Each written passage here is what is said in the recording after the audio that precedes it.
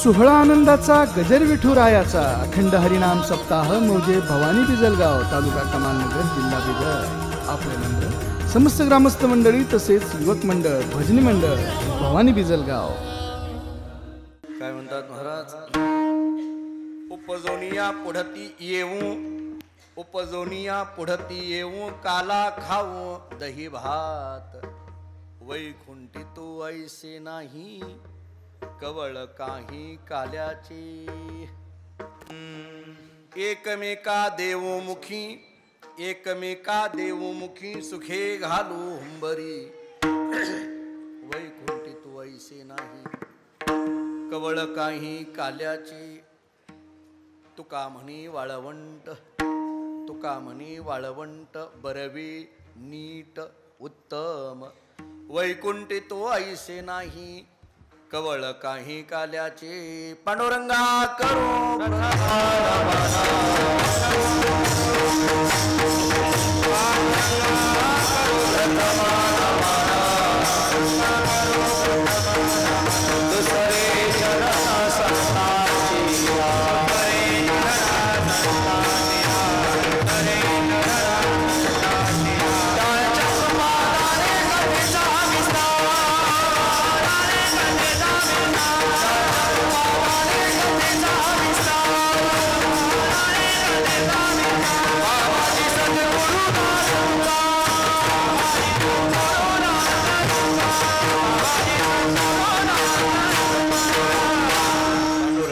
प्रथम मन दुसरी चरण संताची.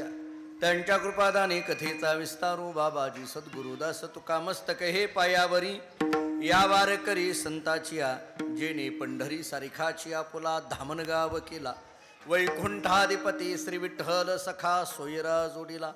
जो का विरक्त भूतळवटी विख्यात हा बोधला. त्या श्री संत सद्गुरु मानकोजी चरणी येऊ काला खाऊ दही भात. वैकुंठी तो ऐसे नाही, कवळ काही काल्याचे. प्रस्तुत कीर्तन रूपी सेवेकरिता म्हणजे निरूपणाकरिता प्राप्त असणारा अभंग महान भगवत भक्त जगद्गुरु श्री संत तुकाराम महाराज यांचा अत्यंत प्रसिद्ध महत्वाचा काल्याच्या प्रकरणातील गोड असा 4 चरणाचा अभंग आहे. या अभंगातून जगद्गुरु श्री संत तुकाराम महाराज काला म्हणजे काय या प्रश्नाचं उत्तर देतात. 1. काल्याचे प्रकार किती आहेत या प्रश्नाचं उत्तर देतात. 2. काला कुठं मिळत नाही या प्रश्नाचं उत्तर देतात. 3. काला कसा खावा या प्रश्नाचं उत्तर देतात. 4. आणि मृत्यू लोकामध्ये काला मिळण्याचं ठिकाण कोणतं या प्रश्नाचं उत्तर. पवित्र भूमी असणाऱ्या भवानी बिजलगाव या नगरीमध्ये नवरात्र उत्सवाच्या निमित्ताने सुरू असणारा हा सप्ताह आणि या सप्ताहाची सांगता आज काल्याच्या कीर्तनाने होती आहे.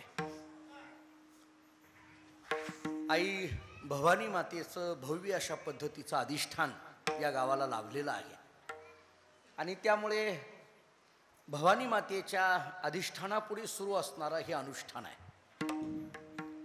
तत्वज्ञानाच्या भाषेत थोडंसं बोलायचं झालं तर अधिष्ठानापुढे अनुष्ठान असावं, अनुष्ठानामध्ये अनुसंधान असावं, अनुसंधानामध्ये अनुराग असावा, मग अनुभवाची निर्मिती होत असते.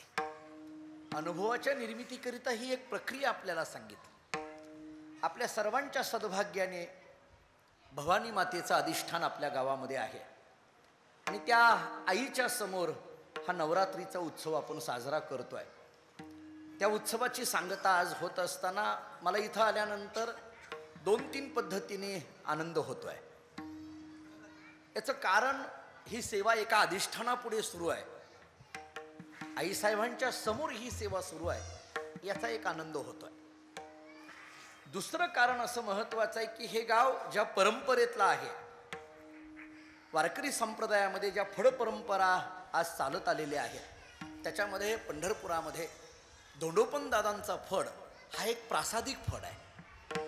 दादासाहेबांचा फड हा एक प्रासादिक फड आणि त्या फडावरचे हे गाव आहे. त्या फडाच्या परंपरेतील हे गाव आहे. त्या फडाच्या अनुयायीत्व स्वीकारलेलं हे गाव आहे. दादासाहेबांचा अधिकार मी वेगळा आपल्याला सांगायची गरज नाही. प्रसंग पडला तर चरित्र येईलच माझ्याकडून. परंतु आज जी काही वारकरी संप्रदायाची एवढी मोठी विशाल परंपरा दिसून येते. त्याच्यामध्ये ज्या फड परंपरेचं योगदान त्या संप्रदायाच्या प्रचार आणि प्रसारामध्ये आहे, त्याच्यामध्ये अग्रक्रमाने नाव घ्यावं लागतं ते धोंडोपंत दादांच्या फडाचा. कारण या फडाची शिस्त, या फडाची भजनाची निष्ठा, या फडावर असलेलं अन्नदान, या फडावर असलेली वारकरी संप्रदायाच्या तत्वाची आचरणाची अंमलबजावणी, या सगळ्या अंगाने हा फड एक बहुआयामी अशा पद्धतीचा फड आहे. आणि म्हणून या फडावरचं हे गाव आहे आणि या गावामध्ये ही सेवा होती आहे, याचा एक मनस्वी आनंद आहे. दोन गोष्टी झाल्या.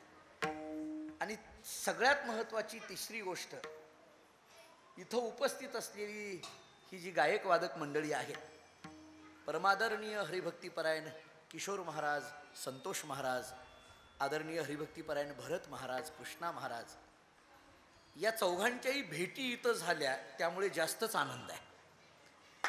या 2 वर्षामध्ये आमच्या भेटी नाही, आपल्याही वारकऱ्यांच्या एकमेकाला भेटी नाही. 2 वर्षामध्ये ह्या कोरोना नावाच्या महामारीने अशी विचित्र परिस्थिती करून टाकली की माणसातला माणूसच हरवून टाकला.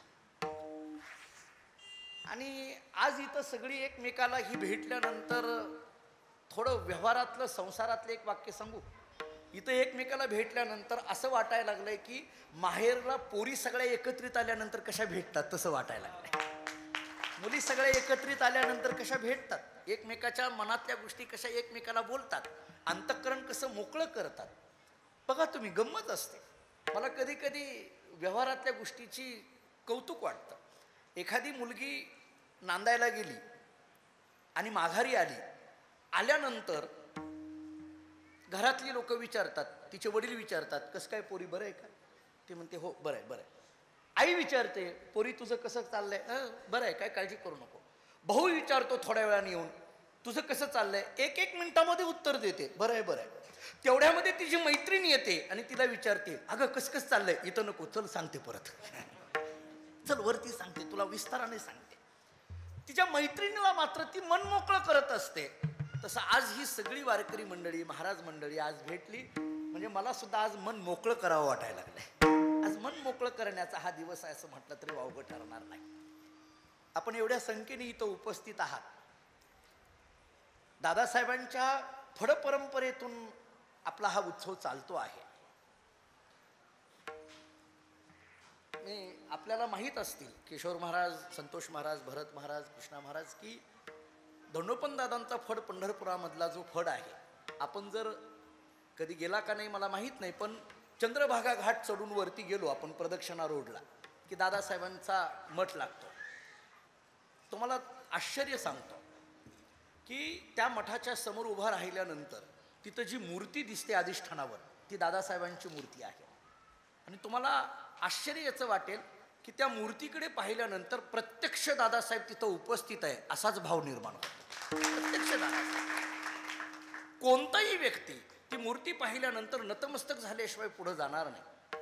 आणि म्हणून स्तुती नाही पण एक वस्तुस्थितीतलं वाक्य बोलतो, चंद्र सूर्य असेपर्यंत जे नाव राहणार आहे ते धोंडोपंत दादांचं नाव राहणार आहे. त्या नावाला कधीही ते नाव पुसणारं नाहीये. अधिकार फार मोठा. आज कुठं हे भवानी बिजलगाव, कुठं पंढरपूर. मी पहाटे 5 वाजता निघालो तेव्हा कुठं 11 वाजता इथं पोहोचलो. किती दूर आहे पंढरपूर.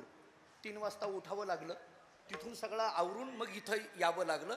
पण इतकं दूर आज आम्ही गाडीत आलो तर आम्हाला एवढं दूर वाटायला लागलंय. त्या काळामध्ये एसटीने प्रवास करायचा, प्रसंगी चालत यायचं आणि ही गावं तयार करायची ही सोपी गोष्ट नाही. त्यांचं जन्मगाव, धोंडोपंत दादांचं जन्मगाव पंढरपूर तालुक्यामध्ये घोटी नावाचं गाव आहे. तिथं पंढरपूरच्या जवळ आहे ते जन्मगाव. कुठं जन्म कुठं झाला आणि त्यांचं कार्य कुठं आहे, हे भवानी बिजलगाव हा सगळा बिदर जिल्हा हा कर्नाटकातला प्रांत सगळा. कर्नाटकामध्ये येऊन इतका मोठा संप्रदाय उभा करणं, एवढा मोठा टाळकरी वर्ग उभा करणं, इतकं मोठं भजन आणि भोजन या दोन्ही गोष्टीला महत्त्व दादासाहेबांच्या फडावर आहे. भजनालाही महत्त्व आहे आणि भोजनालाही महत्त्व आहे. ते भोजन सुद्धा उगाच साधं नाही. माझ्या माहितीप्रमाणे द्वादशीची कोणतीच पंगत बिगर तुपाची होत नाही, आहे का नाही? कमीत कमी पंक्तीचं तरी सांगा. भजनाचं जाऊ द्या, परत बघू आपण. हां, ती तरी सांगा कसं कसं आहे तिथलं सगळं. मला माहीत आहे, मी पंढरपुरात राहणारा माणूस आहे, त्यामुळे मला माहीत आहे तिथं एकही पंगत. दादांचा अधिकार असा होता, किशोर महाराज एकदा पंगत बसली आणि पंगत बसली आणि तुपच नाही. दादासाहेबांनी काय केलं, एका वारकऱ्याला सांगितलं, ही घागर घे, चंद्रभागेला जा आणि घागर भरून आण. घागर भरून आणली. तो घागर भरून घेऊन आला. तो म्हटलं काय करू? ते म्हटले वाढ तूप आहे. अहो कसं काय शक्य आहे? आणि तूप आहे म्हणून बघायला गेल्यानंतर पाहतो तर अक्षरशः तूप झालं. चंद्रभागेच्या पाण्याचं तूप करण्याचं सामर्थ्य दादासाहेबांचं. आणि म्हणून आजही ही परंपरा शिरवळकर, गंगूकाका शिरवळकर महाराजांच्या फडातून धोंडोपंत दादांचा फड, धोंडोपंत दादाच्या फडातून मग शिवणीकर, काय जे काही पुढं असणार ते अनेक जण आहेत. या फडावर आजही माघशुद्ध दशमीची जी पंगत होती ही तूप आणि पोळीची पंगत होती. आजही या फडावर नियमच आहे. दशमीची पंगत ही तूप आणि पोळीची पंगत. आणि ते तूपही उगी काय आहे, आता ते अलीकडे तूप हे ऐकण्यापुरतंच राहिलं. आता कुणी वाढत नाही, आम्हाला तूप कोणी वाढत नाही. आमच्याकडे कर्नाटकामध्ये, म्हणजे आपण आता कर्नाटकातच आहोत, पण माझा सगळा शिष्य परिवार कर्नाटकातलाच आहे. भरत महाराजांना यांना माहीत आहे. पण तो भाग सगळा विजापूरपासून बेंगलोरपर्यंत आहे. विजापूर असेल, हुबळी असेल, धारवाड असेल, बेंगलोर असेल. माझ्या वडिलांना चांगलं कानडी येतं, मलाही येतं, पण 2च शब्द येतात, ऊटा निधी, एवढंच शब्द येतात. तुम्हाला कळाले असतील ते शब्द. 2 शब्द. ऊटा या शब्दाचा अर्थ जेवण, निधी या शब्दाचा अर्थ झोप. मी दादांना म्हटलं, वडिलांना म्हटलं, आमच्या एवढे 2च शब्द पाठ आहेत. ते म्हटले एवढं पुष्कळ झालं. एवढं पुष्कळ झालं म्हटले. असं माझाही कर्नाटकामध्ये आमचा शिष्य परिवार खूप आहे. पण इकडे बिदर जिल्ह्यात गुलबर्ग्यापासून पलीकडे, गुलबर्गा असेल, विजापूर असेल, हुबळी, धारवाड असेल, बेंगलोर असेल, म्हैसूर असेल, सगळं गुळेतगुड म्हणून नावाचं एक गाव आहे. बागलकोट माहिती तुम्हाला, माहीत असणार आहे. बागलकोट जिल्हा आहे, नवनगर झालेला आहे आता. तिथे एक मठ आहे आमचा परंपरेचा. त्याच्याजवळ एक गुळेतगुड नावाचं गाव आहे बागलकोटच्या जवळ. त्या गुळेतगुडमध्ये एक आम्ही पंक्तीला असं जेवायला बसलो होतो. मला ते तुपावरनं आठवलं म्हणून सांगतो. जेवायला बसलो होतो. आमचा एक शिष्य होता. त्यांनी काय केलं, ते तुपाचा डबा घेतला आणि त्या पंक्तीमध्ये फक्त ओरडायचा, तूप तूप तूप. वाढत कुणालाच नव्हता, फक्त ओरडायचा, तुपा तुपा तुपा. मी त्यांना म्हटलं वाढा ना. तो म्हटलं आता वाढायचे दिवस नाहीत, ऐकायचे दिवस आहेत म्हटले. इतकी तुपाची वानव आहे. परंतु दादासाहेबांनी मात्र तूप पोळी आजपर्यंत, हे दादासाहेबांच्या फडाचं वैभव आहे. म्हणून दोन्ही अंगाने बोलतो मी. ऐश्वर्य संपन्न फड म्हणून दादासाहेबांचा फड सांगितला जातो. त्या फडावरची ही सेवा आहे. अभंग सर्वांच्या परिचित आहे. उपजोनी या पुढती येऊ काला खाऊ दही भात याचा विचार करत असताना सगळ्यांच्या ऐकण्यातला, पाठातला अभंग आहे. या अभंगातला जो काला शब्द आहे तो खूप महत्वाचा आहे.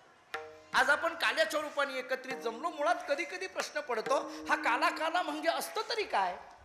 काला या शब्दाचा अर्थ तरी नेमकं काय करायचा? मी एक माझ्या दृष्टीने केलेले 2-3 अर्थ सांगून पुढे जातो. ऐका. काला या सहजासहजी आपल्याकडे एक विशेष असा आहे की काल्याचं कीर्तन म्हणजे सांगतीचं कीर्तन.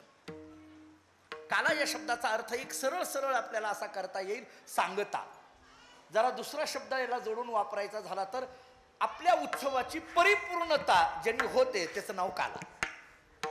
आपल्या उत्सवाची परिपूर्णता ज्यांनी होते त्याचं नाव काला. एक वाक्य धाडस करून बोलू. ज्या उत्सवाचा काला होत नसेल तर तो उत्सवच नाही, तो उत्सवच नाही. उत्सव म्हटलं, सप्ताह म्हटलं की त्याचा काला हा झालाच पाहिजे.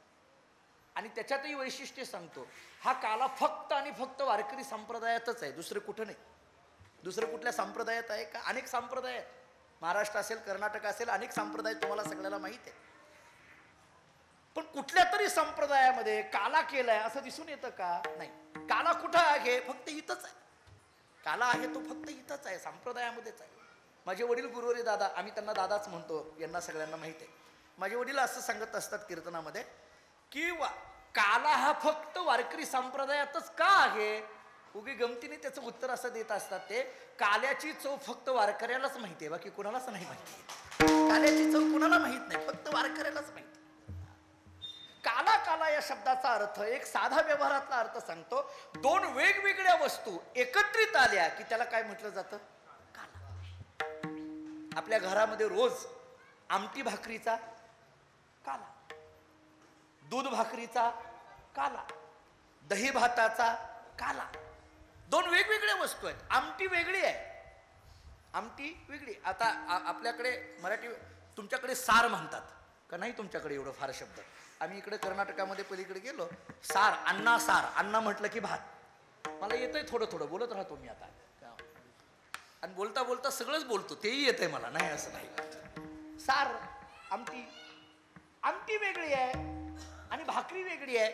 आमटीची चव वेगळी आहे, भाकरीची चव वेगळी आहे. हे दोन वेगवेगळ्या चवीचे पदार्थ एकत्रित आल्यानंतर जी चव निर्माण होते त्याला काल्याची चव म्हणतात. मी आपल्याला आणखीन एक गंमत सांगतो याच्यात. मला फक्त आज माझ्या अनुषंगाने काला एवढंच बोलायचं आहे मला आज. आणखीन एक विचार याच्यातला सांगतो. आमटी तिखट आहे, भाकरी गोड आहे. तिखट असलेली आमटी, गोड असलेली भाकरी, जेव्हा फक्त आमटी माणूस प्यायला तयार होत नाही आणि फक्त कोरडी भाकरी खायला माणूस तयार होत नाही, परंतु तिखट असलेली आमटी आणि गोड असलेली भाकरी जेव्हा एकत्रित करतो तेव्हा नेमकं त्याची चव कशी लागते असा जर प्रश्न केला तर त्याला खावंच लागतं, एवढंच उत्तर येतं. फक्त आमटी म्हटलं तर तुम्ही तिखट म्हणाल, फक्त भाकरी म्हटलं तर गोड म्हणाल, कारण भाकरी ही गोड आहे. शुगरच्या पेशंटला डॉक्टर काय सांगतात? भाकरी खाऊ नका, त्याच्यामध्ये शुगर आहे हे सांगितलं जातं. भाकरी ही गोड आहे, आमटी ही तिखट आहे. या दोन्ही जेव्हा एकत्रित येतात त्यामुळे त्याची चव कशी असते ती खाल्ल्याशिवाय कळत नाही, ती खाल्ल्याशिवाय कळत नाही. त्यामुळे काला हा बोलण्याचा विषय नाही, काला हा अनुभूतीचा विषय आहे, काला हा अनुभवाचा विषय आहे. जसं आमटी आणि भाकरी दोन भिन्न असलेले चवीचे पदार्थ एकत्रित केलं की त्याला काला असं म्हटलं जातं. तत्वज्ञानामध्ये असं चिंतन केलंय, दोन भिन्न स्वभावाची माणसं किंवा दोन भिन्न असलेल्या स्वभावाच्या वस्तू एका अधिष्ठानाच्या ठिकाणी जेव्हा स्थिर होतात तेव्हा त्याला काला म्हटलं जातं. मी आणखीन एक विचार सांगतो पुढे, ऐका. काला म्हटलं की सांगता हा सरळ सरळ अर्थ झाला. आपल्यातली गंमत सांगतो. लोक काय करतात माहिती आहे का? नाही काही जमलं तरी काला तरी गाठावा, नाही का? बघा तुम्ही, लोक काय म्हणतात, नाही जमलं, पहिल्या दिवशी यायला कीर्तनाला नाही जमलं, दुसऱ्या दिवशी नाही जमलं, तिसऱ्या दिवशी नाही जमलं. इकडून फोन करत असतात, अहो या की सप्ताह 3 दिवस झालं सुरू होतोय, नाही नाही उद्या येतो, नाही हो जमलंच नाही. मग शेवटी तो माणूस म्हणत असतो, हे बघा आता असं करतो, काल्यालाच येतो. आणि मग त्याला असं वाटत असतं की काल्याला आलं म्हणजे अख्खं 7 दिवसाचं सगळं मिळालं. ही एक आपली अवस्था. म्हणून सगळेजण काल्याची वाट बघत असतात. बघा आता एवढा सगळा समाज आहे, तुम्ही ऐकणारे सगळेजण कशाची वाट बघत होता? काल्याची, बरोबर. इथं असलेली टाळकरी मंडळी यांना विचारा, कशाची वाट बघतायत? ही काल्याची. ही आलेली जी गायक वादक मंडळी यांना विचारा, कशाची वाट बघतायत? ती माझीच वाट बघत होते, कालपासून ती वाट बघत होते. कधी एकदा हे महाराज येतात, कधी एकदा यांचं कीर्तन होत आहे आणि कधी एकदा गावाकडून निघतो. हे सगळे काल्याचीच वाट बघतात. कार्यकर्ते मंडळी असतात का नाही, सप्ताहाचं नियोजन करणारी मंडळी, त्यांना विचारा ती कशाची वाट बघतात? काल्याचीच. त्यांचं म्हणणं असतं की एकदा हा हिशोब दिला की विषय मिटला, झालं, वर्षभर परत चिंता नाही. अहो त्याच्यापेक्षा पुढचं जाऊतं. हे स्पीकरवाल्याला विचारा, कशाची वाट? काल्याचीच. ते म्हणते एकदा झालं की माझा विषय संपला. प्रत्येक वेळेला कुठं लावत बसा?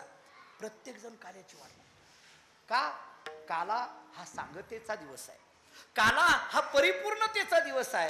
परिपूर्णता हा एक काल्याचा अर्थ झाला. आता दुसरा सांगतो, मला भावलेला अर्थ सांगतो. काला या शब्दाचा अर्थ एकत्र होणं, याला काला म्हटलं जातं. काला या शब्दाचा अर्थ एकत्र होणं.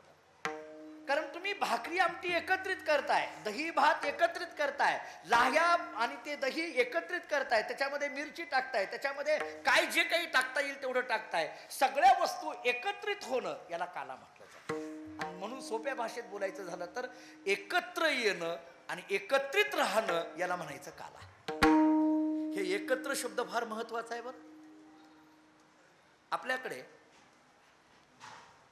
आपल्या सर्व कुटुंब पद्धतीमध्ये, समाज व्यवस्थेमध्ये एकत्रित कुटुंब पद्धती हा शब्द येतो बघा. एकत्रित कुटुंब पद्धती म्हणजे काय? आई वडील भाऊ बहीण सगळेजण एकत्रित राहणं याला काय म्हणायचं? एकत्रित कुटुंब पद्धती. इंग्रजीमध्ये त्याला जॉईंट फॅमिली असं म्हणतो आपण. एकत्रित, सगळे एकत्रित असणं. आता अलीकडे हे एकत्रित कुटुंब पद्धती फारशी पाहायला मिळत नाही. मोठमोठ्या शहरामध्ये गेल्यानंतर तिथं तर अजिबात भेटत नाही. ते अपार्टमेंट निघाले, 1 BHK 2 BHK कुठे एकत्रित राहतात तिथं, ते तर आता कठीण झालं. परंतु आपल्या गावागावामध्ये, खेडेगावामध्ये आणखीन एकत्रित कुटुंब पद्धती आपल्याकडे आहे.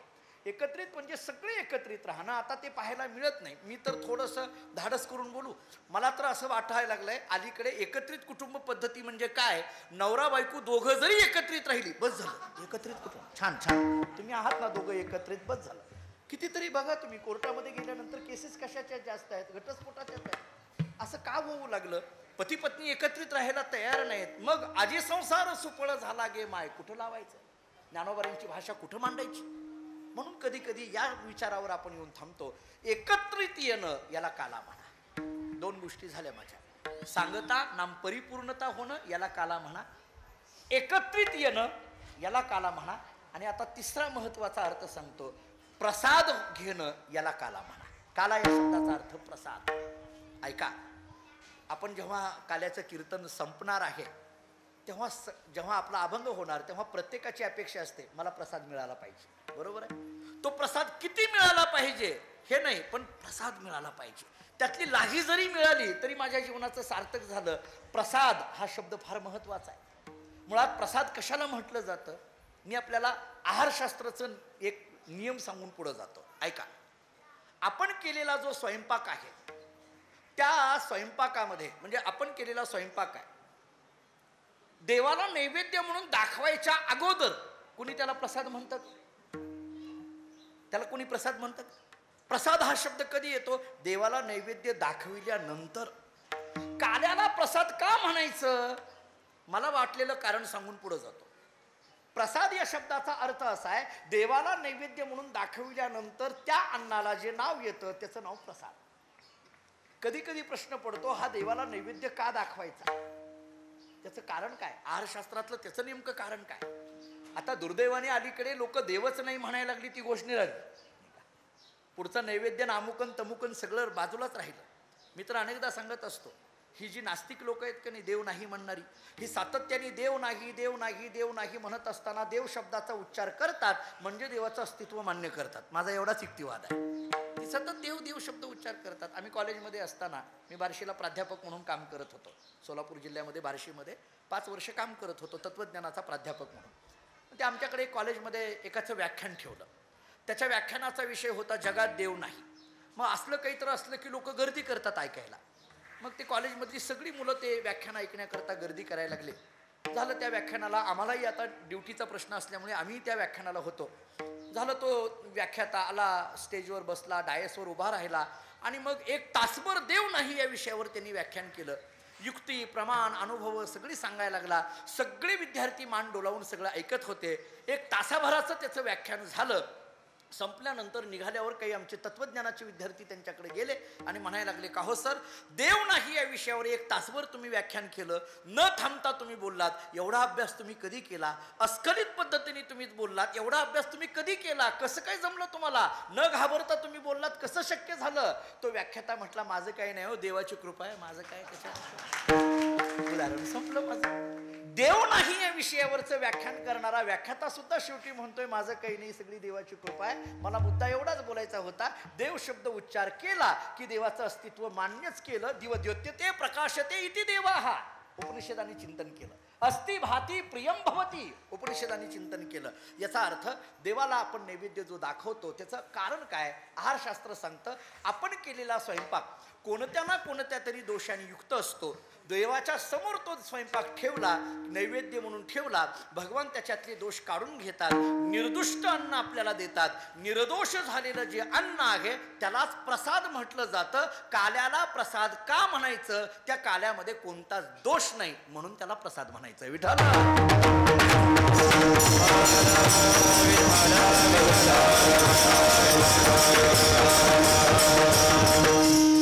काला म्हणजे काय याची एक साधारण संकल्पना आपल्या समोर आली असेल. परिपूर्णता त्याला काला म्हणा, एकत्रित येणं त्याला काला म्हणा, प्रसाद मिळवणं त्याला काला म्हणा. या काल्याचा 3 पद्धतीने विचार केला. ऐका, 1 जीव ब्रह्म ऐक्याचा काला सांगितला, 2 हरिनामाचा काला सांगितला आणि 3 दही भाताचा काला सांगितला. तत्वज्ञानामध्ये याची चर्चा पुष्कळ आहे. हे जीव ब्रह्म ऐक्याचा काला म्हणजे नेमकं काय? जीव आणि ब्रह्म हे दोन्ही एकत्रित येणं या शब्दाचा अर्थ काय? जीव ब्रह्म अभेद निश्चय होणं यालाच काला म्हटलं जातं. महाराजांच्या भाषेत बोलताना कोठी कोठे अभेद देखिला, हे कुठंच नाही, कोठे अभेद देखिला. महाराज सांगतात अभेद जीव ब्रह्म ऐक्य होणं याला काला म्हटलं जातं. ज्ञानोबरांची भाषा आपल्याला सांगतो, जीव परमात्मा दोन्ही बैसवणी ऐक्यासनी जयाची हृदय भुवनी विराजती. ज्ञानेश्वर महाराज सांगतात जीव ब्रह्म ऐक्य होणं. तुका म्हणे कैची कीव, कोठे जीव निराळा. परमात्म्यापासून जीव काही वेगळा नाहीये. जीव आणि ब्रह्म ऐक्य. मी तुमच्या ऐकण्याचं प्रमाण देतो म्हणजे कळेल आपल्याला. ऐका, रोज हरिपाठामध्ये तुम्ही बोलता एक हरी आत्मा जीव शिव समा वायातू दुर्गम न घाली मन. बोलता का नाही रोज? दुसरं काय आहे मला सांगा. हे एक हरी आत्मा जीव शिव समा, संपलं ना. जीव शिव समा, समा या शब्दाचा अर्थ समान. कोण समान? जीव आणि शिव दोघं समान. हरिपाठातली ही भाषा मी कधी या प्रमाणाचा विचार थोडासा पलीकडल्या अक्षराकडून करतो. तुमच्या पाठात आहे म्हणून पुन्हा आणखीन एकदा लक्ष द्या. एक हरी आत्मा जीव शिव समा आहे का नाही? पलीकडनं या. पलीकड म्हणजे अगदी शेवटचा शब्द कोणता आहे? समा. समा शब्दाचा अर्थ काय? समान. समा समा म्हणजे काय? समान. कोण समान? समान या शब्दाचा अर्थ करत असताना कोण समान? ज्ञानोबरांनी सांगितलं त्याच्या जवळचे दोन शब्द आहेत का नाही ते समान. कोणते शब्द आहेत? जीव आणि शिव. हे दोन्ही समान आहेत. जीव आणि शिव दोन्ही समान आहेत. असं कसं काय बोलतात ज्ञानोबा? कोणीतरी विचारलं ज्ञानेश्वर महाराजांना, हे जीव आणि शिव दोघं समान कसं काय म्हणायला लागलात? जीव म्हटलं तर दुःखी आहे, शिव म्हटलं तर सुखी आहे. शिव शब्दाचा अर्थ ईश्वर. ईश्वर कसा आहे? तो सुखी आहे, आनंदी आहे, आनंद अद्वय, नित्य निरामय, जे का निज देह योगी यांचे. ऐक सुखरूप ऐसा दुजा कोण सांगा, माझ्या पांडुरंगा सारिका तो. ऐक नाही. हे कोणाच्या बाबतीत आहे? ईश्वराच्या बाबतीत, भगवंताच्या बाबतीत. जीवाच्या बाबतीत असं कुणी म्हटलंय का? सुखरूप ऐसा दुजा कोणी सांगा, असं कोणी म्हटलं का? समजा आपण जरी एखाद्याला म्हणायला लागलो, काय बघा तुमचं सुखी आहे असं म्हटलं की तो लगेच म्हणतो, तुम्हाला काय माहिती, ज्याचं जळतं त्याला कळतं. आहे का नाही? हो, लोक अशी गमतीची. कोणाला काय काय काय गमती अशी माणसं. मला एका माझ्या मित्रांनी मला सांगितलं, ते म्हटले तुझं बरं आहे. माझा LLBचा मित्र होता वकिली क्षेत्रातला. तो म्हटला तुझं बरं आहे म्हटला. मी म्हटलं का? काही नाही म्हटला, रोज कुठल्या नवीन नवीन गावाला जायला मिळतं, रोज तुला चांगलं चांगलं खायला. आता 2 वर्ष काही नव्हतं ती गोष्ट निराळी, ते कंसातलं आहे ते सोडा. आता रोज चांगलं चांगलं वेगवेगळ्या पंक्ती तुला जेवायला मिळत होत्या, रोज लोक दक्षिणा देत होते, पाया पडत होते, तुझं बरं आहे. म्हटलं तसं काही नाही बाबा, ज्याच्या त्याच्या पद्धतीने ज्याचं त्याचं चाललेलं असतं. असं एकमेकाला हिनवायचं गरज नाही. नोकरदाराने व्यापाऱ्याला हिनवू नये, व्यापाऱ्याने शेतकऱ्याला हिनवू नये, असं हिनवू नये एकमेकाला. ज्याच्या त्याच्या बरोबर पद्धतीने चाललेलं असतं. आपल्या आपल्यात सुद्धा हिणू नये. असं हिणू नये कुणाला कुणाला. ज्याचं त्याचं चाललेलं आहे. तो म्हटला नाही नाही पण तुझं बरं आहे, चांगलं आहे सगळं एकदम. हे मी त्याला म्हटलं नसतं रे बाबा, काही ना काही प्रत्येकाला जेवढं बरं दिसतं त्याच्या पाठीमागं अडचणी तितक्याच असतात. नाही असं नाही. नाही तुमचं काय काय अडचणी आहेत तुम्हाला, ह्याचं काय तुम्हाला रग आहे इतकं बोलतात, ह्याचं काय तुम्हाला. मला त्यानं फार बोलायल्यानंतर एकदा मी म्हटलं चल माझ्याबरोबर येतो का कीर्तनाला. तर म्हटलं काय गाडीतच बसून यायचं. चल म्हटलं. मी त्याला घेऊन निघालो. 1,500 किलोमीटरचा प्रवास न थांबता केला. तो म्हटला पुढं परत येत नाही तुझ्याबरोबर. हे ज्याच्या त्याला माहिती आहे महाराज. ज्याच्या त्याच्या पद्धतीने ज्याची त्याची दुःख असतात, ज्याच्या त्याच्या पद्धतीने ज्याच्या त्याच्या अडचणी असतात. सामान्य माणूस कोणत्या ना कोणत्या तरी दुःखात अडकलेला आहे. संसारिक मनुष्य कुठल्या ना कुठल्या तरी दुःखामध्ये अडकलेला आहे. एखाद्याकडे आरोग्य चांगलं असेल तर संपत्ती नसते, आणि एखाद्याकडे संपत्ती चांगली असेल तर आरोग्य नसतं, आणि संपत्ती आणि आरोग्य चांगलं असलं तर संतती नसते. काही ना काहीतरी आहे. कोठे काही एक आहे, एक नाही. काही ना काहीतरी अडचण. प्रत्येकाला कुठल्या ना कुठल्या पद्धतीचं तरी दुःख आहे. पण परमात्म्याच्या बाबतीत तसं बोलता येत नाही. सुखरूप ऐसा तुझा कोण सांगा. आणि म्हणून ज्ञानेश्वर महाराजांना एकाने विचारलं, माऊली तुम्ही असं कसं काय म्हणता, जीव आणि शिव दोन्ही समान असं कसं काय शक्य आहे? जीव म्हटलं की दुःखी आणि शिव म्हटलं की सुखी, मग सुखी आणि दुःखी हे दोन्ही एकत्रित येऊन समान कसं काय बोलता? ज्ञानेश्वर महाराजांनी सांगितलं, त्याचं कारण सांगतो ऐक म्हटले. त्याच्या जवळचा कोणता शब्द आहे तो वाच. मी म्हणून पुन्हा तेच प्रमाण तुमच्या समोर ठेवतो. काय प्रमाण मी वापरत होतो? एक हरी आत्मा जीव शिव समा. मी पाठातलंच घेऊन तुम्हाला चिंतन करायला लागलो. किती शब्द आपले सोडून झाले पलीकडून. समा कळालं. समा म्हणजे काय? समान. कोण समान? जीव आणि शिव समान. शंका काय केली? हे कसं शक्य आहे? जीव दुःखी आहे, शिव सुखी आहे, याला समान कसं काय म्हणता? ज्ञानेश्वर महाराज म्हटले त्याच्या जवळचा शब्द कोणता आहे? शिव आणि जीवाच्या पलीकडे कोणता शब्द आहे? आत्मा. बरोबर, आत्मा. ज्ञानोबरायांनी सांगितलं हा जो आत्मा शब्द आहे का नाही त्याच्याकडे लक्ष दे. या आत्मत्वाने जीव आणि शिव दोघं समान. कारण जीव म्हटलं तरी आत्माच आणि शिव म्हटलं तरी आत्माच. नाही पटलं तर मी तुम्हाला 2 प्रमाण देतो. एक वेदांत शास्त्रामध्ये पंचदशी नावाचा ग्रंथ आहे. त्याच्यामध्ये एक श्लोक असा आलाय, मायाभासेन जीवेशौ करोती ती श्रुतत्वतः कल्पितावेव जीवेशौ ताभ्याम सर्वम प्रकल्पितम. पंचदशीकारांनी चिंतन केलंय. त्याच्यामध्ये जीव कोणाला म्हणायचा आणि शिव कोणाला म्हणायची याची व्याख्या केली. जाऊ द्या, ते नाही संस्कृत मधलं समजलं तर एकनाथ महाराजांनी केलेलं हरिपाठातलं एक प्रमाण देतो, तुमच्या ऐकण्यातलं आहे. कल्पना अविद्या तेने झाला जीव, माया उपाधी शिव बोली जे आहे का नाही. कल्पना पाठातलं कल्पना अविद्या तेने झाला जीव, माया उपाधी शिव बोली जे. एकच असलेलं ब्रह्मचैतन्य अविद्या नावाची उपाधी लागली की जीव आहे आणि माया नावाची उपाधी लागली की शिव आहे. म्हणजे ते आहे ते केवळ आणि केवळ ब्रह्मचैतन्यच आहे, आत्मचैतन्यच आहे, किंवा तो केवळ आत्माच आहे. त्यालाच एकाने नाव दिलं जीव आणि एकाने नाव दिलं शिव. दुसरं काहीच आत्माच आहे. तोच जीव रूपाने नटला, तोच शिवरूपाने नटला आणि जीव रूपानेही तोच नटला, शिवरूपानेही तोच नटला. म्हणून जीव आणि शिव दोघं समान. पटलं का बघा? आत्मत्वाने समान. पण तो ऐकणारा जो होता तो कळालं आता मला.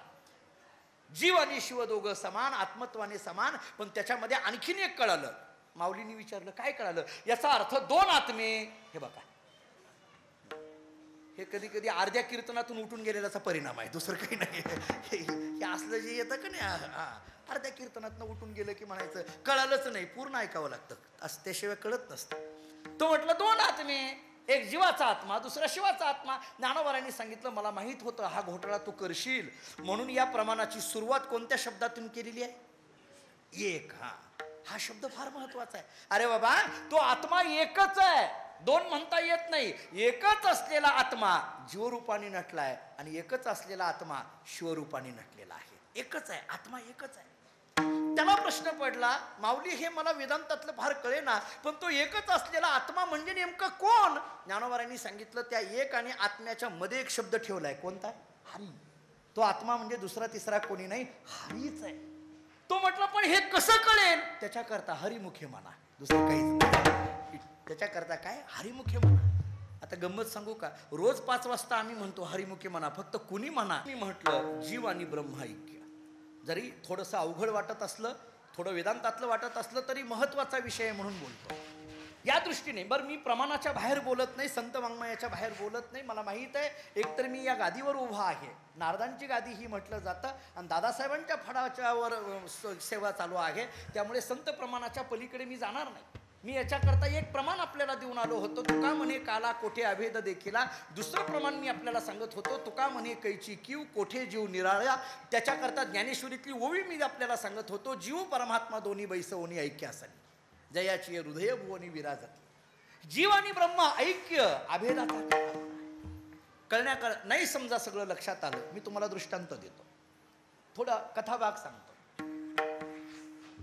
रामायणामध्ये प्रभू रामचंद्र राजा झाले, राजसिंहासनावर बसले, आणि मग राजसिंहासनावर बसल्यानंतर झाले रामराज्य काय होणे आम्हास, आनंदाने चाललेलं सगळं. तेवढ्यामध्ये हनुमंतराय उभे होते. प्रभू रामचंद्रांनी हनुमंतरायाकडे पाहिलं आणि हनुमंतरायाला विचारलं, का रे कोण आहेस तू? कोणी विचारलं? रामाने. कोणाला विचारलं? हनुमंताला. कोण आहेस तू?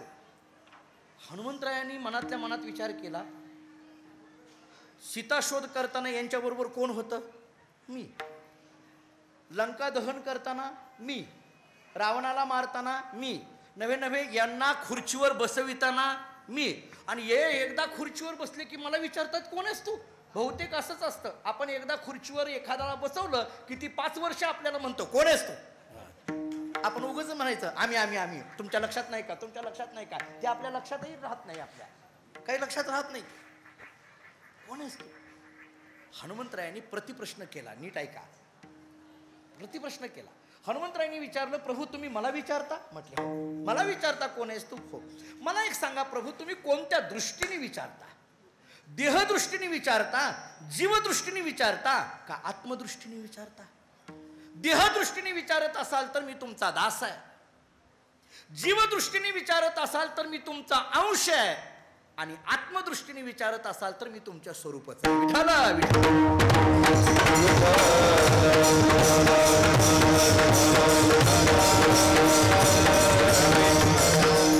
याला म्हणा तुका म्हणे काला कोठे अभेद देखीला. आत्मदृष्टीने विचारलं तर मी तुमच्या स्वरूपच आहे, ही भाषा जर डोळ्यासमोर घेतली. देहदृष्ट्या तू दासोहम, जीवदृष्ट्या तो दंशका, हा रामायणातला श्लोक आहे. किंवा गीता आम्हाला सांगते ममैवंशो जीवलोके जीवभूत सनातना, हा रोज गीता आम्हाला सांगते. याचा अर्थ माझा अंश या रूपाने जर विचार केला तर जीव आणि शिव हे दोन्ही एकच आहे. जीव आणि ब्रह्म ऐक्य होणं याला जीव ब्रह्म ऐक्याचा काला म्हणा, याला अभेदाचा काला म्हणा. किती काले ऐकायचे? 3. किती झाला? 1. जीव ब्रह्म ऐक्य काला. आता दुसरा काला सांगतो. दुसऱ्या काल्याचं नाव तुकोबरांनी आम्हाला सांगितलं, हरिनामाचा काला. हरिनामाचा हा दुसरा काल्याचा प्रकार सांगितला. भगवंताच्या नामाचा काला म्हणजे नेमकं काय? तत्वज्ञानातलं वाक्य सांगतो, नाम नामीचा अभेद असतो किंवा चिंतने चिंतिता तद्रूपता. नाम घेता घेता नामधारक हा नामी स्वरूपाला प्राप्त होणं त्याला म्हणा हरिनामाचा खिचडी काला. उद्धव कृष्ण कृष्ण भजन करता करता उद्धव राहिले नाहीत, कृष्ण रूप झाले. सीता राम राम म्हणता म्हणता सीता राहिली नाही, राम रूप झाली. याला म्हणा हरिनामाचा खिचडी काला. प्रेमी मोहिला साधने. 2 काले झाले. एक जीव ब्रह्म ऐक्याचा काला आहे आणि दुसरा हरिनामाचा काला आहे. थोडं उगी तत्वज्ञानातला एक शब्द आठवतो तेवढा बोलून पुढे जातो. देह 3 आहेत. एक स्थूल देह आहे, दुसरा सूक्ष्म देह आहे आणि तिसरा कारण देह म्हणा किंवा काय महाकारण. पुढचा 4था चरण भागामध्ये महाकारण सांगितलं. स्थूल देह, सूक्ष्म देह, सूक्ष्म देहालाच लिंग देह असंही म्हटलं जातं, आणि तिसरा कारण देह.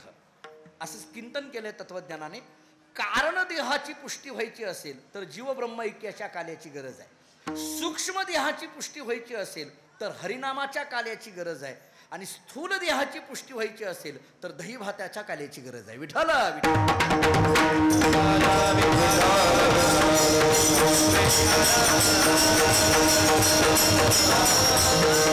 पहिला काला झाला जीव ब्रह्म ऐक्याचा आणि दुसरा काला सांगत होतो हरिनामाचा काला. नाम हे जीवनाचं सार आहे. सार सार सार विठोबा नाम तुझे सार. बस. किंवा फलकट तो संसार, येत सार भगवंत, किंवा त्रिगुण असार, निर्गुण हे सार, सारासार विचार हरिपाठ. ही सगळी प्रमाणं तुम्ही डोळ्यासमोर घ्या. भगवंताचं नाम हे सार म्हणून सांगितलं जातं.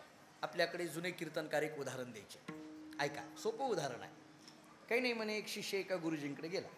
गुरुजींकडे गेला, त्यांच्या पाया पडला, दोन्ही हात जोडले, गुरुजींना म्हणायला लागला, गुरुजी माझ्या जीवनाचं कल्याण होईल असा एखादा मला नियम सांगा.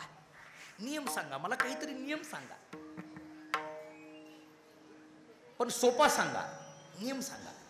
नियम असावा बरं, प्रत्येकाच्या जीवनाला नियम असावा.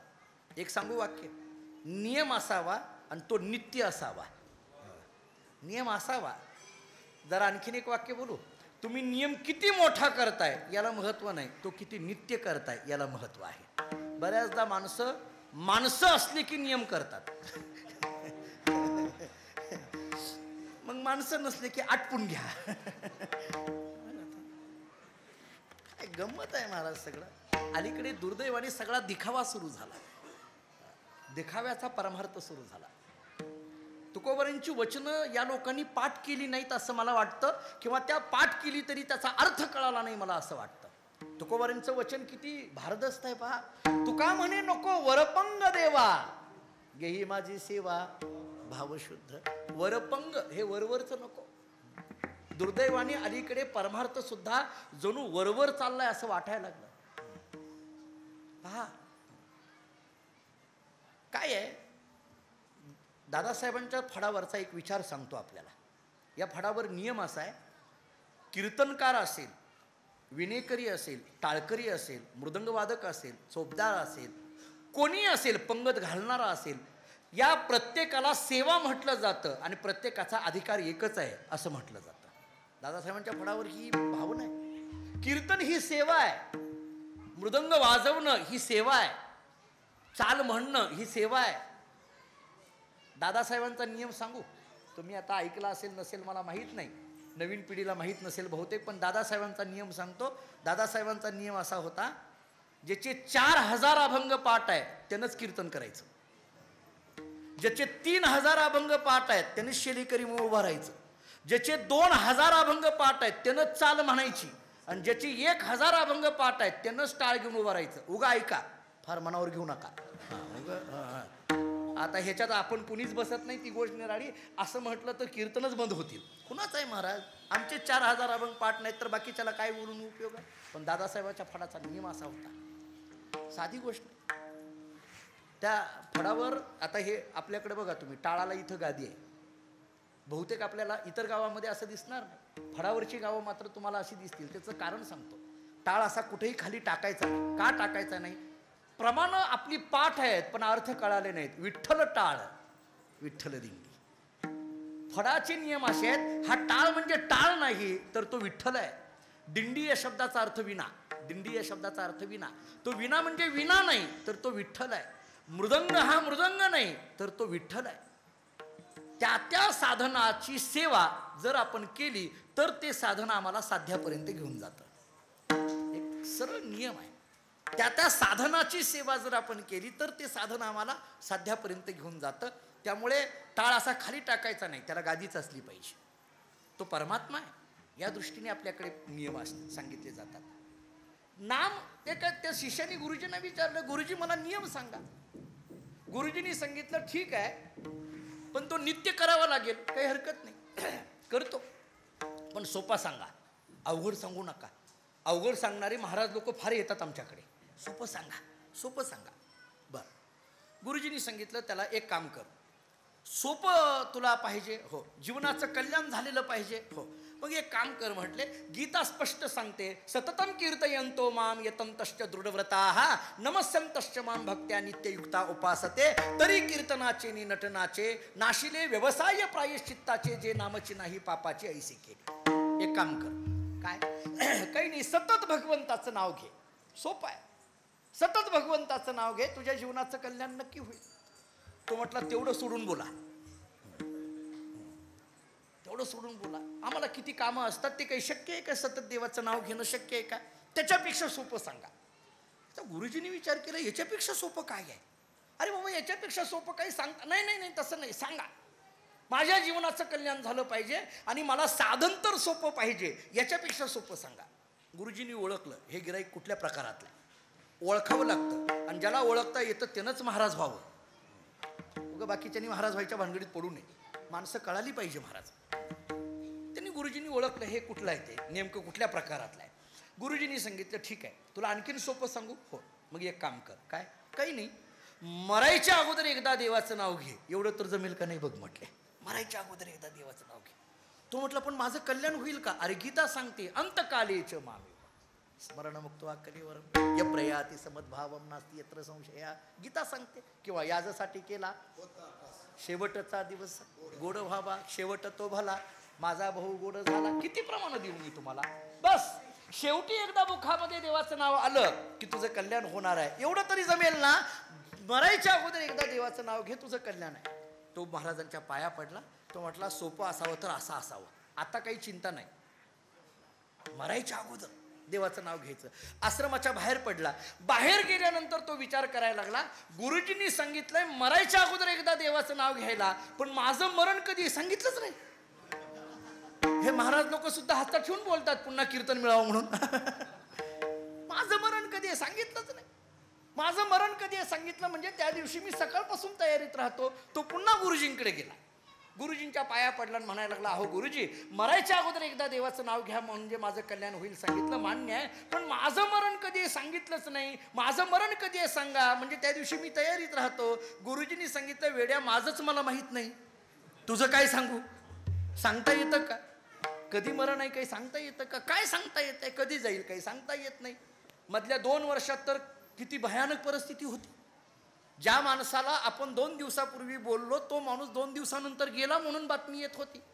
दुर्दैवाने आता अलीकडे ही तरुण पिढी सगळी जी आहे, फेसबुक व्हॉट्सअप बघितलं जातं, रोज पाहिलं की कोणाच्या मृत्यूचीच बातमी यायची, भावपूर्ण श्रद्धांजलीची यायची बातमी. आणि मग त्यावेळेस कधी कधी खऱ्या अर्थाने ती प्रमाणं आपल्या लक्षात यायची. क्षणभंगुर नाही भरवसा. तुम्हाला सांगू का, काही काही प्रमाणाचे अर्थ लॉकडाऊनमध्येच कळाले मला तरी. मी खरं सांगतो तुम्हाला, इतकी वर्ष मला कीर्तनात ठाईचं बैसोनी करा एक चित्त म्हणायला फार सोपं वाटत होतं, पण या 2 वर्षात कळालं किती अवघड आहे, कठीण आहे. ठाईचं बैसोनी करा एक चित्त होत होतं का आपलं? कठीण होतं. बसणं एका जागेवर. काय म्हणत होतो आम्ही एकमेकाला, अहो बाकी काही नाही हो, पण घरातनं बाहेर पडलं पाहिजे. हे काही बसून बसून कंटाळा आला म्हणायचं. कठीण होतं. मी तुम्हाला थोडं पुढं घेऊन जातो. गुरुजींनी सांगितलं कधी मरण आहे काही सांगता येत नाही. तो म्हटलं मग काय करू मी? तुम्ही म्हणता मरायच्या अगोदर एकदा देवाचं नाव घे, तुझं कल्याण होईल. माझं मरण कधी आहे म्हटलं तर सांगता येत नाही म्हणता, काय करू? गुरुजींनी सांगितलं मी सांगतो ते कर. आता नीट ऐका जरा. तो म्हटलं काय? काही नाही, तुझं मरण कधी आहे सांगता येत नाही, पण मरायच्या अगोदर एकदा देवाचं नाव घेतलं तर तुझं कल्याण होणार आहे. तू एक काम कर, तू नेहमी देवाचं नाव घे, मरण कधी काही येईना. तुला पटलं का बघा आता. सततम कीर्तयंतो माम. मूळ विषयावर आलो. यालाच म्हणा हरिनामाचा खिचडी काला, प्रेमी मोहिला साधने. हा दुसरा काला झाला. एक जीव ब्रह्मैक्याचा काला, दुसरा हरिनामाचा काला, आणि सगळ्यात तिसरा काला महत्वाचा सांगितला जातो तो दही भाताचा काला. जगद्गुरु तुकोबाराय म्हणतात जीव ब्रह्मैक्याचा काला आम्ही खाल्ला, हरिनामाचा काला आम्ही पचविला. दही भाताच्या काल्याची चव इतकी अवर्णनीय अशा पद्धतीची आहे की तो काला तर आम्ही खाल्लाच खाल्ला, पण हा काला खाण्याची इच्छा इतकी उत्कट आहे, पुन्हा पुन्हा तो काला खायला मिळावा याच्याकरता वापरलेली भाषा अभखाऊ दही भात. तुकाराम महाराज सांगतात दही भाताचा काला खाण्याकरिता आम्ही नंतर जन्माला येऊ. गंमत बघा, काला जन्माला येऊ कशाकरिता? दही भाताचा काला खाण्याकरिता. मला कधी कधी प्रश्न पडतो, अभंगाच्या पहिल्या चरणातला पहिला शब्द आहे उपजोनिया, पुढं ती येऊ. मला या 3ही शब्दावर एक मनामध्ये साधा प्रश्न निर्माण होतो. याचा अर्थ सरळ सरळ आहे, आम्ही पुन्हा जन्माला येऊ. इच्छा काय? काला खाऊ, दही भात. दही भाताचा काला खाण्याकरता पुन्हा जन्माला येऊ. तुमच्याकडे बोलतात का नाही मला माहीत नाही, पण आमच्याकडे एक भाषा आहे. आमच्या पंढरपूरकडे असं बोललं जातं. काही काही लोक अशी गमतीची बोलतात, महाराज नाही या जन्मात काटा काढता आला तर. तुमचं म्हणून म्हटलं तुमच्याकडे बोलत नसतील, पण आमच्याकडे मात्र असली भाषा फार आहे. म्हणजे आम्ही कशा करता जन्म घ्यायला तयार आलो, विचार करण्यासारखा आहे. पण तुकोबारांची भाषा आहे आम्ही नंतर जन्माला येऊ. माझ्या मनामध्ये एक 3 प्रश्न आहेत याच्यावर, जरा सूक्ष्म ऐका. 3 प्रश्न आहेत साधे. माझा एक साधा प्रश्न पहिला असा आहे, का हो तुकोबाराय, तुम्ही नंतर जन्माला येऊ असं म्हणता, पण जन्माला येण्याकरिता जन्माला येणं हे आपल्या हातात आहे का? आपल्या हातात आहे का? जन्माला येणं हातात असेल तर म्हणावं नंतर जन्माला येऊ. जन्माला येणं हातात नसेल तर मग जन्माला येऊ म्हणता कसं काय? हा माझा पहिला प्रश्न. आता दुसरा प्रश्न सांगतो. अहो महाराज, येण्याकरिता जाणं महत्वाचं आहे अगोदर. ते जाणं नेमकं कसं आहे हे सांगा, मग येण्याचा विचार करता येईल. दुसरा प्रश्न. आणि तिसरा प्रश्न, अहो येणं म्हणजे गर्भवास आहे. ऐका, येणं म्हणजे गर्भवास आहे, आणि गर्भवासाला दुःख म्हटलं जातं, आणि मग या दुःखाला भोगायला तयार तुम्ही झालातच कसं काय? हा तिसरा प्रश्न. मी उत्तरं देतो आपल्याला, प्रमाणं माझ्या पाठातली तुमच्या ऐकण्यातली प्रमाणं देऊन पुढे जातो. पहिला प्रश्न आपला असा होता, नंतर जन्माला येऊ असं म्हणत असाल, परंतु जन्माला येणं आपल्या हातात आहे का? ऐका, 3 गोष्टी सांगतो. येणं हातामध्ये नाही, पण जाणं हातामध्ये आहे. त्याला देव म्हणा. येणंही हातामध्ये आहे आणि जाणंही हातामध्ये आहे, त्यांना संत म्हणा. येणंही हातात नाही आणि जाणंही हातात नाही, त्याला माणूस म्हणा. पटलं का? मी 3ही उत्तर देतो तुम्हाला. देवाचं येणं हातात नाही, देवाचं येणं हातात नाही, त्याला आणावं लागतं. त्याला आणावं लागतं, हाक मारावी लागते. हाके सरसी उडी. हाके सरसी म्हणजे उडी घातली, पण कधी? हाके सरसी, हाक मारावी लागते. किंवा आणि येला रूपाबळे करोनी खळे हरिदासी आणावं लागतं त्याला. किंवा आला नावा रूपा तुका म्हणे झाला सोपा. आला गुन्हा आला विटेवरी. आला हे आला शब्द मला फार महत्वाचा सांगायचा आहे. आला देवाच्या बाबतीत आला. मला कधी कधी प्रश्न पडतो तुकोबर आहे असं कसं म्हणत असतील. देवाच्या बाबतीत म्हणताना म्हणतात आला नावा रूपा आणि स्वतःच्या बाबतीत बोलताना म्हणतात आलो याची कारणासी. आहे का नाही पाठ. आम्ही वैकुंठवासी आलो. इथला आलो शब्द आहे का नाही त्याला एक अंडरलाईन करा. आणि आला नावा रूपा इथला आला शब्द आहे का नाही त्याला एक अंडरलाईन करा. मला जे फरक सांगायचा आहे ते नीट ऐका. देवाच्या बाबतीत काय शब्द आहे आला. आणि संतांच्या बाबतीत किंवा तुकोबाराय स्वतःच्या बाबतीत काय शब्द येतात आलो. आलो आणि आला याच्यात काय फरक आहे. मराठीच्या दृष्टीने केला तर मराठीच्या भाषेच्या दृष्टीने फरक केला तर काय आहे फरक. एका मात्रेचा. आला म्हणणं आणि आलो म्हणणं. आलो म्हणण्यामध्ये काय आहे एक मात्रा जास्त आहे. काय फरक आहे. एक मात्रा तर फरक आहे. मराठी अशी गमतीची आहे. अहो एक मात्रा टाकली तरी अर्थ बदलतो. काना टाकला तरी अर्थ बदलतो. जाऊ द्या मी त्याच्या पुढचं सांगू. तुम्हाला ते विरामचिन्ह माहिती आहेत का नाही. आपले मराठी शिक्षण झालं असेल की इथं शाळा असेल की मराठी विरामचिन्ह असतात का नाही. स्वल्पविराम पूर्णविराम. ते स्वल्पविराम जो असतो का नाही तो सुद्धा कुठं टाकला आणि कुठं टाकू नये त्याच्यावर अर्थ बदलतात. कुठं टाकावं आणि कुठं टाकू नये त्याच्यावर अर्थ बदलतात. जुने कीर्तनकार उदाहरण द्यायचे बघा. म्हणजे एखादी चोरी केली दिवसभर त्याला बसवून ठेवलं त्या कोर्टाने आणि कोर्टाने शेवटी सांगितलं तुम्ही लिहून द्या. काही फार दुसरी शिक्षा देत नाही. काय लिहून द्या मी चोरी करणार नाही. केली तर मला शिक्षा द्या. एवढंच लिहून द्या. दुसरं काही नाही. तो जो होता चोर तो मराठीचा मी प्राध्यापक म्हणणार नाही पण जरा जाणकार होता. त्यांनी काय केलं मी चोरी करणार नाही इथं स्वल्पविराम द्यावा लागतो. केली तर मला शिक्षा द्या इथं पूर्णविराम द्यावा लागतो. त्यांनी लिहिताना भाद्राने असं लिहिलं मी चोरी करणार इथं दिलं स्वल्पविराम. नाही केली तर मला शिक्षा द्या इथं दिलं पूर्णविराम. स्वल्पविराम बदलला हो. ते कॉमा बदलला फक्त. अर्थ बदलला का नाही मला सांगा. कॉमा बदलला तरी अर्थ बदलतो. अक्षर इकडलं तिकडं ठेवलं अर्थ बदलतो. रामराव काय करतायत गाढ व शांत झोपलेले आहेत. गाढ व शांत झोपलेले आहेत. गाढ व शांत झोपलेले आहेत. तो व फक्त गाढला जोडा. नाही नाही तुम्हीच म्हणा माझ्याकडे नका ते हे गाढ. किती म्हणजे इकडला शब्द तिकडं आणला. अक्षर आणली मात्रा आणली. आला आणि आलो. काय केलंय मात्रा दिली. काय फरक आहे. फरक फार महत्वाचा आहे. फरक काय महत्वाचा आहे. आला म्हणण्यामध्ये पारतंत्र्यता आहे आणि आलो म्हणण्यामध्ये स्वातंत्र्यता आहे. आला म्हणण्यामध्ये पारतंत्र्यता आहे हातामध्ये नाही आहे. पण आलो म्हणण्यामध्ये मात्र स्वातंत्र्यता आहे. आणि म्हणून येणं हातात नाही पण जाणं हातात आहे तो देव आहे. येणंही हातात आहे आणि जाणंही हातात आहे ते संत आहे. पाहिजे तेव्हा येऊ शकतात. ज्ञानेश्वर महाराजांना वाटलं आपण आता अवतार घेणं गरजेचं आहे. आले. ज्ञानोबरांना वाटलं माझं काम संपलंय आता. 22व्या वर्षी संजीवन समाधी घ्यायची. निघाले. कुणी अडवलं का. तुकोबारांना वाटलं 42व्या वर्षी सदैव वैकुंठाला जायचं. निघाले. कुणी अडवलं का. विचार करा. ज्ञानोबराय 22व्या वर्षी संजीवन समाधी घेतात. तुकोबाराय 42व्या वर्षी सदैव वैकुंठाला जातात. जाणं येणं हातात आहे. नामदेवराय 80व्या वर्षी समाधी घेतात. एकटे नाही 14 लोकांना घेऊन. नामदेव पायरीचं दर्शन घेताना जी भावना तयार होती ती वेगळीच आहे. त्याचं कारण मला कधी कधी नामदेव काय आहे संतांची चरित्र दुर्दैवाने कीर्तनामधलं संत चरित्र हद्दपार झाले आता अलीकडे. संत चरित्र कीर्तनात असलं पाहिजे. पूर्वी जुनी कीर्तनं ऐका. आता दादासाहेबांची कीर्तनं ऐकलेली मंडळी असतील नसतील मला इथं माहीत नाही. परंतु त्या फडावरची कीर्तनं ऐका.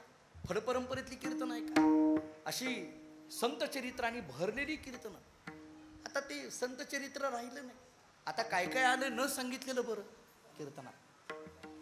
नको ते कीर्तनामध्ये आलं. कीर्तनाचे विषय नसलेले कीर्तनाचे विषय करून ठेवले. चालत नाही. संप्रदायामध्ये इतकी सूक्ष्मता सांभाळली जाते.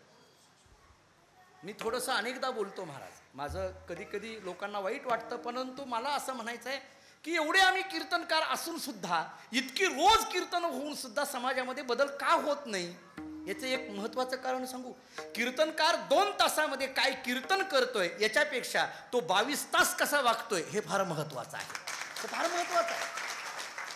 आज आम्ही कुठं बसतो, काय खातो, काय बोलतो, कसं वागतो, आमच्या जीवनाचे काय नियम आहेत हे बघितलं पाहिजे, कुठंतरी तपासून घेतलं पाहिजे. काहीतरी ही गादी म्हणजे सामान्य नाही.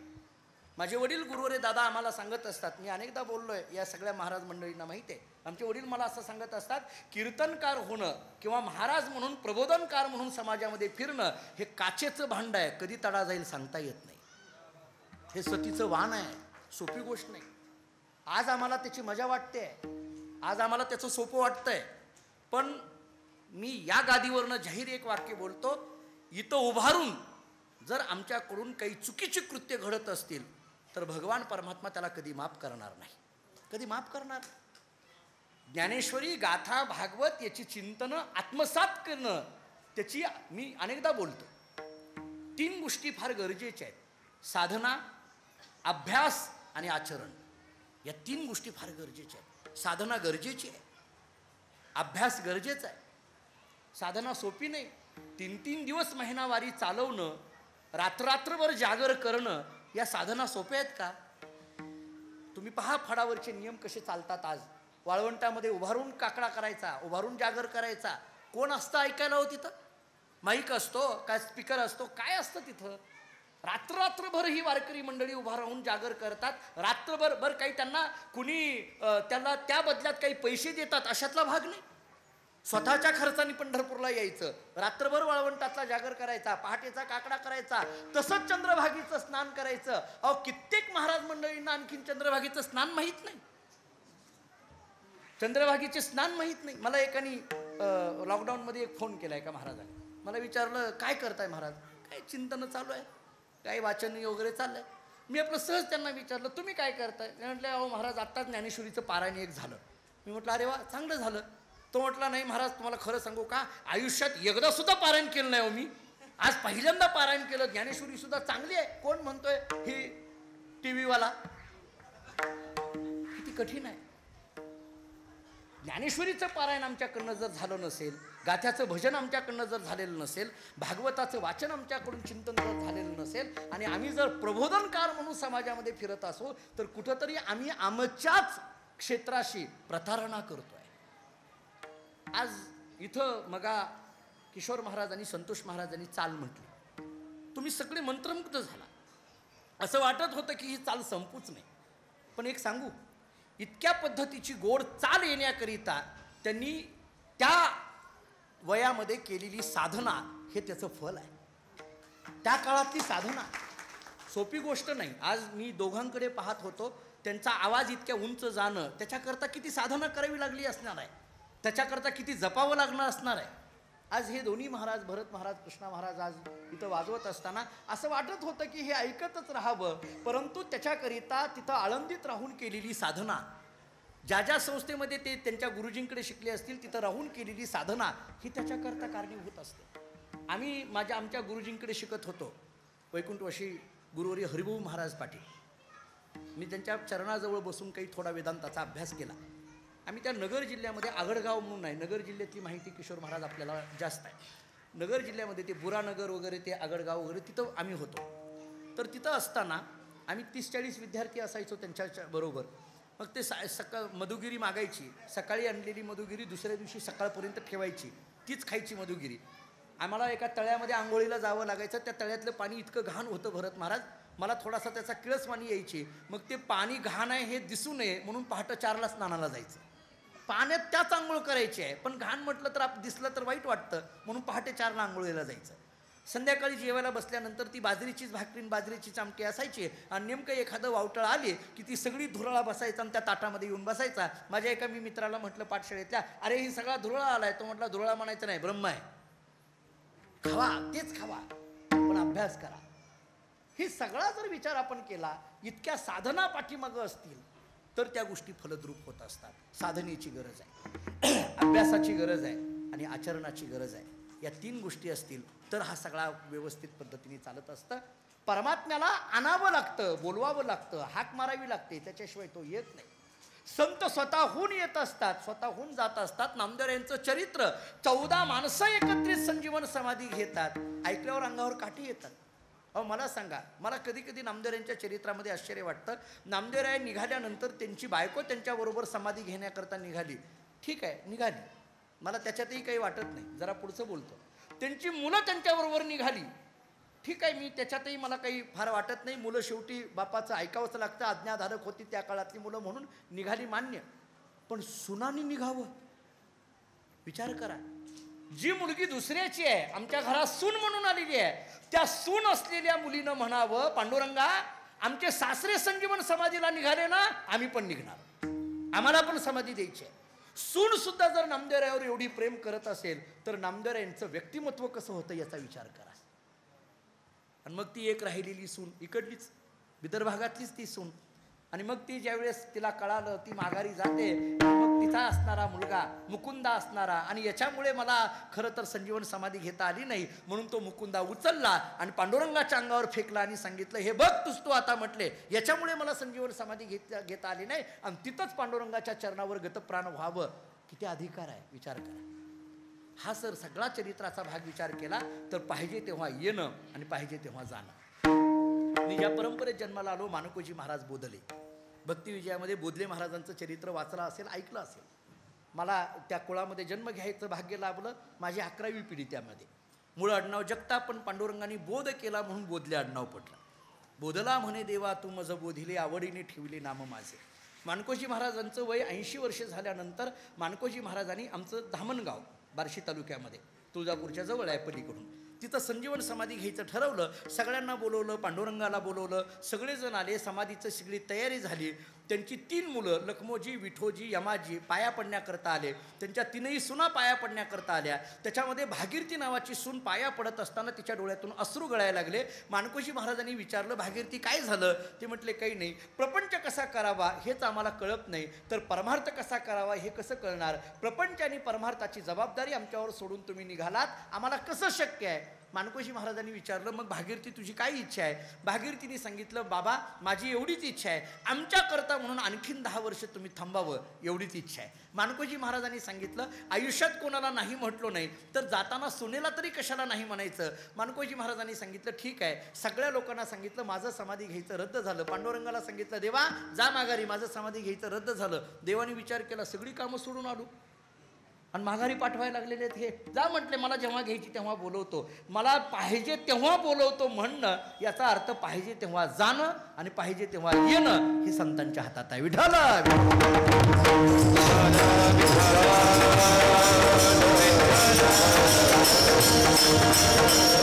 येणं आणि जाणं दोन्ही गोष्टी आमच्या हातात नाहीत, पण संतांच्या मात्र हातात आहे. म्हणून तुकाराम महाराज सांगतात, उपजोनिया पुढती येऊ, आमच्या हातात आहे. आम्हाला जेव्हा पाहिजे घेईन मी जन्म, यासाठी देवा, ही भाषा किती आहे बघा, नंतर जन्माला येऊ. ठीक आहे, एक विचार संपला. दुसरा विचार असा होता, अहो येण्याकरता जाणं महत्वाचं आहे ना. महाराज सांगतात, तत्वज्ञानाने अशी चिंतन केलंय, सवासन मरण आणि निर्वासन मरण. निर्वासन मरण हे मुक्तीला कारण आहे, सवासन मरण हे जन्माला कारण आहे.